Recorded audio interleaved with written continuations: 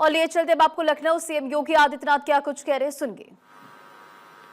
Inter state connectivity 4 लेन से, चाहे वह नेपाल के साथ हो, बिहार के साथ हो, झारखंड के साथ हो, छत्तीसगढ़ के साथ हो, मध्य प्रदेश के साथ हो, राजस्थान हो, हरियाणा हो, उत्तराखंड हो या दिल्ली, सबकी कनेक्टिविटी यूपी की अब 4 लेन की है।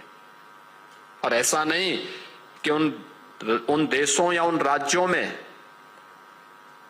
अच्छी सड़क और यूपी के अंदर खराब हो, अब यूपी की अच्छी होती है, वहां की मैं कह नहीं सकता।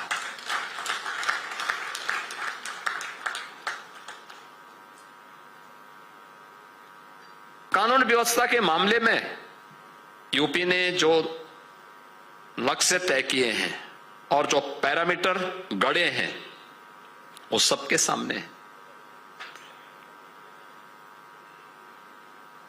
एग्रीकल्चरल ग्रोथ को हम लोग 8% से 17 में 8% था, आज उसको बढ़ा करके 18% करने में हमें सफलता प्राप्त हुई। याद रखना 18%।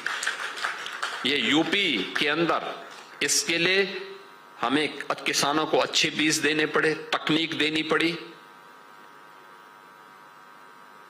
सिंचाई की सुविधा का विकास करना पड़ा।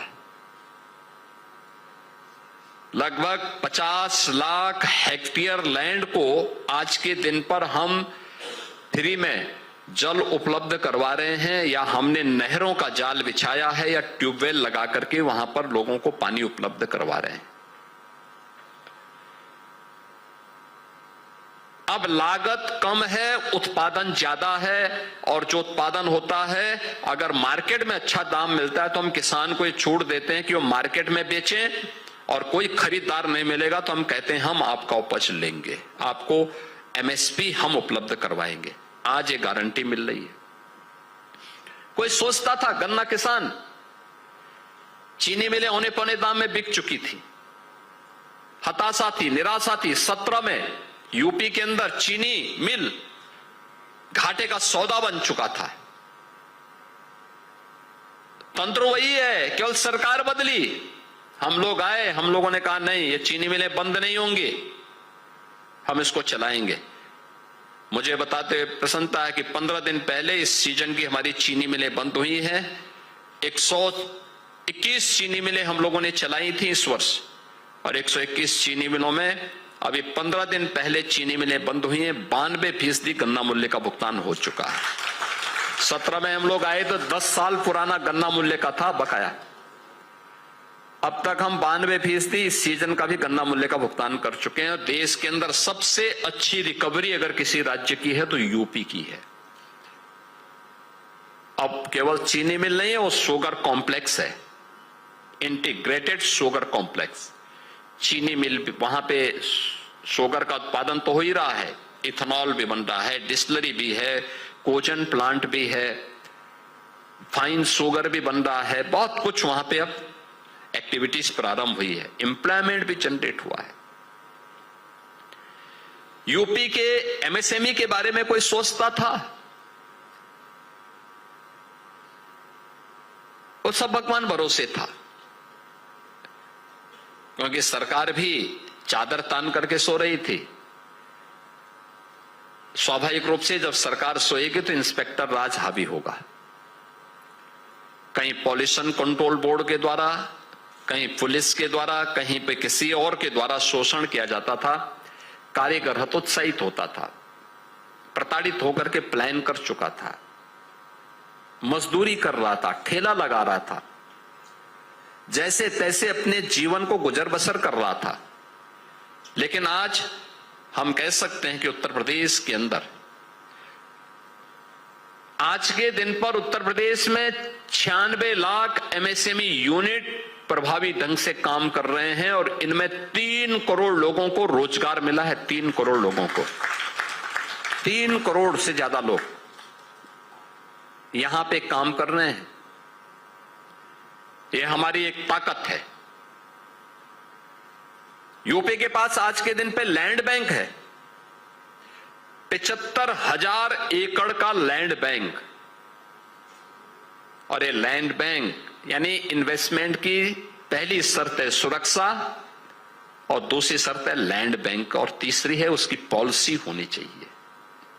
आज पॉलिसी पैरालिसिस नहीं, बल्कि हर एक सेक्टर की अलग अलग पॉलिसी, 34 सेक्टर हम लोगों ने प्रदेश के अंदर तय किए हैं।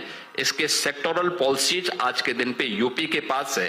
यानी अब नीति भी है, नियत भी है और दृढ़ संकल्प के साथ आगे बढ़ने की इच्छा शक्ति भी। परिणाम क्या है? लगभग 65 लाख नौजवानों को जो पहले उद्योग में काम करने के लिए दूसरे राज्यों में जाता था, आज यूपी के अंदर ही इसको कार्य मिला है। सरकारी नौकरी एक सपना था, आज वो सपना नहीं है।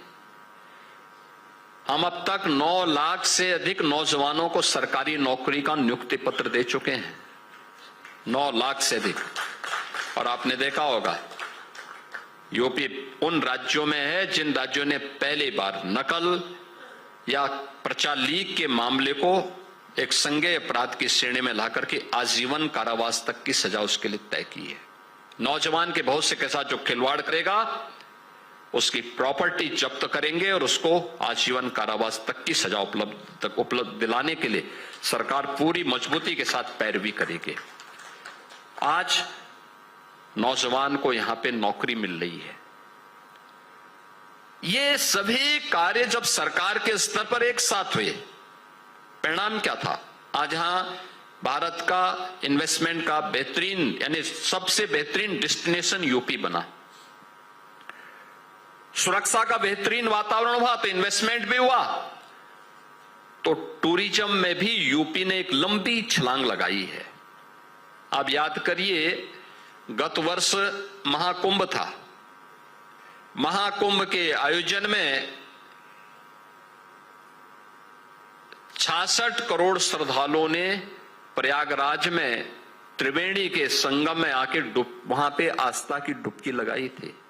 66 लाख। और अगर पूरे वर्ष भर यूपी के अंदर अलग अलग स्थलों की हम गिनती करेंगे तो लगभग यूपी के अंदर 156 करोड़ टूरिस्ट आया था गत वर्ष। ये लगातार चल रहा है, ये यूपी की नई ताकत है। एम्प्लॉयमेंट इससे भी जनरेट होते हैं। ये सर्विस सेक्टर को प्रमोट करता है। होटल, रेस्टोरेंट, स्थानीय दुकानदार, टैक्सी और स्थानीय संभावनाओं को बहुत मजबूती देता है। ये सभी संभावनाओं को जब एक साथ काम करना प्रारंभ किया गया तो परिणाम हमारे सामने है। परिणाम आए हैं। आज आप देख सकते हैं यूपी को कोई बीमारू राज्य नहीं कह सकता। अब यूपी के नौजवान के सामने पहचान का संकट नहीं है। अब यूपी का नौजवान कहीं जाता है, अपनी पहचान देता है कि मैं यूपी का हूं, तो वह संकट नहीं जो 17 के पहले था कि वह 10 कदम पीछे हटता था दूसरा व्यक्ति जानने वाला। आज सामने वाले के मन में इच्छा होती है कि मैं इसको गले लग लूं। ये परिवर्तन है। जो पहले आपको शक की निगाह से देखते थे, आज शक नहीं, आज वो सम्मान की निगाहों से देख रहे हैं। और यही सरकार की उपलब्धि है। हमने यूपी के नौजवान के सामने, यूपी के नागरिकों के सामने उसको शक की निगाहों से नहीं बल्कि सम्मान की निगाहों से देश और दुनिया देखें, उस प्रकार की स्थिति का निर्माण डबल इंजन सरकार ने यूपी के अंदर लाने में सफलता प्राप्त की है। आज सुरक्षा का वातावरण है। अब कोई महिला ये नहीं कह सकती, स्वयं के लिए भी, परिवार के किसी सदस्य के लिए भी, कि शाम 6 बजे के पहले पहले घर आ जाना है। उसकी मर्जी।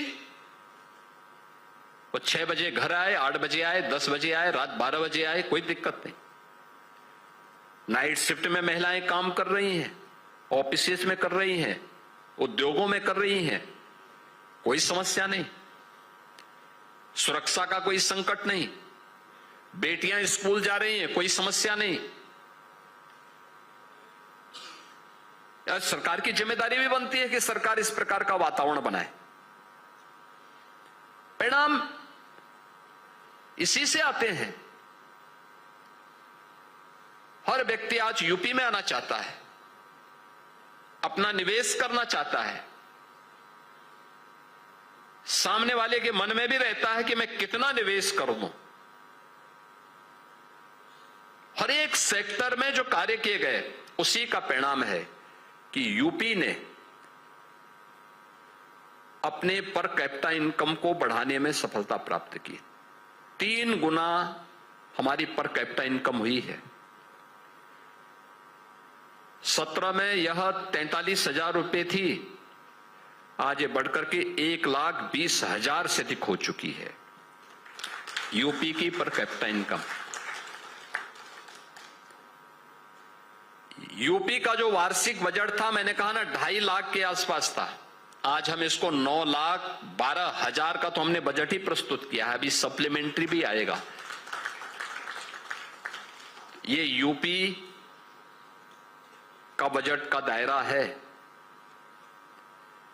यूपी की जो जीएसडीपी थी 2017 में 16-17 में वह 12 लाख करोड़ के आसपास की थी, आज वो बढ़कर के 36 लाख करोड़ हुई है। 36 लाख करोड़। और ये तब है जब कोई टैक्स नहीं लगाया गया, कोई अतिरिक्त टैक्स नहीं, बल्कि हमने इस दौरान वेलफेयर के कार्यक्रम को मजबूती के साथ आगे बढ़ाया है। एक लंबा दायरा बढ़ा है। इस दौरान विकास तो हुआ ही है। गरीब कल्याणकारी योजनाओं में डबल इंजन सरकार ने बेहतरीन रूप से उसको आगे बढ़ाया है। 65 लाख गरीबों के एक आवास बने हैं। 2,61,00,000 गरीबों के घर में शौचालय बने हैं।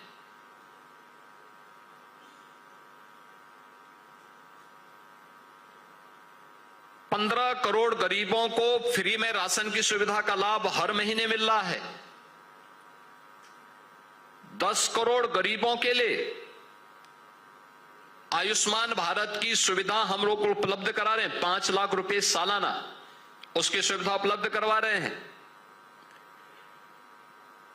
अब कोई आपदा आती है, आपदा के 24 घंटे के अंदर पीड़ित परिवार को सहायता राशि मिलनी ही है। यह भी सरकार उपलब्ध करा रही है। तभी है जब सरकार के पास पैसा है। पैसा नहीं होता तो वायदे पे वायदे होते। ये सभी कार्यक्रम और हर एक सेक्टर में आज आप देखिए, रिजर्व बैंक जब अपनी वार्षिक रिपोर्ट जारी करता है तो कहता है बैंकों का सबसे ज्यादा पैसा आज के दिन पे किसी एक राज्य में लग रहा है तो वह यूपी में लग रहा है। ये उस कहानी को बताता है जिस राज्य में पहले बैंक पैसा नहीं देते थे, देने को तैयार नहीं थे। उनको मालूम था ये डूब जाएगा, लेकिन अब उनको विश्वास है कि डूबेगा नहीं, बल्कि डूबते हुए बैंक को बचाने का काम कोई करेगा तो यूपी करेगा। ये है। और उस नई कहानी का नाम है इन 9 वर्षों के यूपी का एक ट्रांसफॉर्मेशन। ये 9 वर्षों के अंदर ये सारे चेंज हुए हैं और उस चेंज में हम लोगों ने वैश्विक महामारी कोविड-19 को भी देखा है। याद करिए 2.5-3 वर्ष उसके प्रबंधन में ही हमारे खर्च हुए। और अभी करंट जो पश्चिमी एशिया का संकट आया है, स्वाभाविक रूप से संकट हमारे सामने ही नहीं दुनिया के सामने है। दुनिया के सामने ईंधन का संकट आएगा, खाद्य का आएगा, उर्वरक का आएगा। कोविड-19 में हम सब ने मिलकर के उस वैश्विक महामारी का सामना किया था और इसमें भी हम सब की सामूहिक जिम्मेदारी बनती है कि हम सब मिलकर के इस संकट का भी मुकाबला करेंगे। वह बीमारी, वो महामारी जो थी वह एक आपदा थी, ये मनुष्य के द्वारा पैदा की गई आपदा है, लेकिन मुकाबला करने के लिए पूरे देश को एकजुट होना होगा। प्रधानमंत्री जी ने पिछले एक सप्ताह के अंदर कई बार अपील की है देशवासियों से, और हम सबका भी दायित्व बनता है, हम सब मिलकर के करेंगे। जिस भी स्तर पर हो सकता है ईंधन का बचत करना, आत्मनिर्भरता के लक्ष्य को प्राप्त करने की दिशा के लिए क्या कुछ हो सकता है, रिन्यूएबल एनर्जी को और ऊर्जा के उन स्रोतों को टटोलना जिन कार्यक्रमों के माध्यम से हम आगे बढ़ सकते हैं। और उत्तर प्रदेश के अंदर तो हम इस बात को मानते हैं कि हम एलपीजी की समस्या का समाधान एक पीएनजी कनेक्शन के माध्यम से कर सकते हैं। जहां सिटी गैस डिस्ट्रीब्यूशन की व्यवस्था है वहां पर उसका भी एक विकल्प है, लेकिन ग्रामीण क्षेत्र में बेहतरीन हो सकता है। और मैं उत्तर प्रदेश वासियों का आह्वान करूंगा कि वे इस व्यवस्था को कहीं एक मॉडल बनाए कि गांव में उन गौशालाओं के पास जो हमारे राज्य सरकार के द्वारा संचालित 7,700 से अधिक निराश्रित गौ आश्रय स्थल हम उत्तर प्रदेश के अंदर संचालित कर रहे हैं। बड़ी संख्या में गोवंश है, लगभग 15 लाख गोवंश का हम वहां पे रख रखाव कर रहे हैं। उनके खाने की व्यवस्था है, उनकी सारी व्यवस्थाएं वहां पे राज्य सरकार कर रही है। एक गाय के लिए एक महीने में हमारी सरकार 1500 रुपया उनके भरण पोषण के लिए खर्च करती है। ये सारी सुविधा उपलब्ध करें। क्या हम उन गौशालाओं में गोबर गैस प्लांट लगा करके और गांव की सामूहिक किचन की व्यवस्था एक साथ कर सकते हैं? गांव के लोग अपना अपना राशन लेकर के दें, एक साथ मिलकर के करें, सामूहिकता का परिचय दें। मुझे लगता है ये एक भी राष्ट्रीय कार्य हो सकता है। जितने लोग खाने वाले होंगे उनकी संख्या उसी अनुपात में वे अपना राशन दें, फालतू ना बनाए। हाँ, कोई भोला बिस्तरा आ जाए तो उसके लिए अलग से उसमें बना तैयारी कर लें। कुछ मॉडल बन सकते हैं, कुछ तो मॉडल देने होंगे। भाई हम एलपीजी पर डिपेंड हमारी निर्भरता कम होगी। हम बाहरी स्रोत से नहीं, जो हमारे पास है हम उस ऊर्जा के स्रोत को टटोलेंगे, आगे बढ़ाएंगे। हमें पर्यावरण की रक्षा भी करनी है। ऐसे ही समाज के अलग अलग तबके के लोग भी कर सकते हैं। पब्लिक ट्रांसपोर्ट की व्यवस्था, जहां मेट्रो है मेट्रो की व्यवस्था ठीक करना। जहां पे एक ही ऑफिस में जाने वाले 5 लोग हैं, पांचों लोग 5 कार से जाने की बजाय एक कार से, कार पुलिंग के माध्यम से एक कार से अगर जाएं। जहां पे इलेक्ट्रिक व्हीकल की या शटल बस की सेवा सिटी के अंदर है, और अगर आपके घर से ऑफिस जाने के लिए या अपने प्रतिष्ठान में जाने के लिए वह सुविधा है, हम उसका उपयोग करें। तो ये हमारा राष्ट्रीय कर्तव्य भी बनता है कि हम इस कार्य को करते हैं। तो यह भी हमारी राष्ट्र के प्रति हमारा एक योगदान होगा कि संकट के समय हम भी इस आह्वान के साथ जुड़ करके देश को आगे बढ़ाने में अपना योगदान दे रहे हैं। प्रधानमंत्री जी ने बहुत सारी अपील की है, हम सबको उसके साथ जुड़ना चाहिए। मैं देख रहा था बहुत सारी जगह कुछ लोग अधूरे उसको लेकर के उस पर टिप्पणी देने लगते हैं। पूरी अपील को पढ़ें, चिंतन करें, मनन करें, चर्चा करें और फिर तब निष्कर्ष निकालें। उतावलेपन में नहीं। नेगेटिव बयानबाजी राजनीतिक में तो हो सकती है, लेकिन जब राष्ट्र का मुद्दा हो, देश का मुद्दा हो, तब हमें देश के हित में सोचने की आवश्यकता है। और ये आज की सबसे बड़ी आवश्यकता है। यानी याद रखना, देश रहेगा तो हम सब रहेंगे। देश सुरक्षित है तो हम सब सुरक्षित हैं। देश समृद्ध है, हम सब भी समृद्धि की ओर अग्रसर होंगे। और वह एक सामूहिक जिम्मेदारी होती है हर नागरिक की। मैं टाइम्स ऑफ इंडिया को उत्तर प्रदेश के 9 वर्ष परिवर्तन के इस स्पेशल कॉन्क्लेव के लिए हृदय से धन्यवाद देता हूं। और मैं विश्वास करता हूं कि जो युवा यहां पर आए हैं या प्रबुद्धजन आए हैं, वे सभी इस मुद्दे पर चर्चा को आगे बढ़ाएं।